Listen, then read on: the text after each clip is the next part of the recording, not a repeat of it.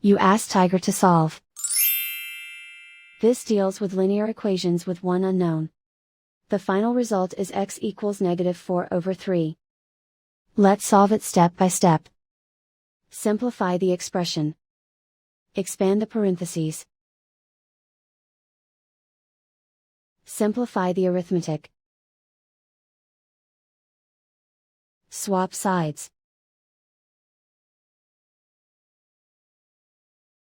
Group all constants on the right side of the equation. Subtract 9 from both sides. Simplify the arithmetic.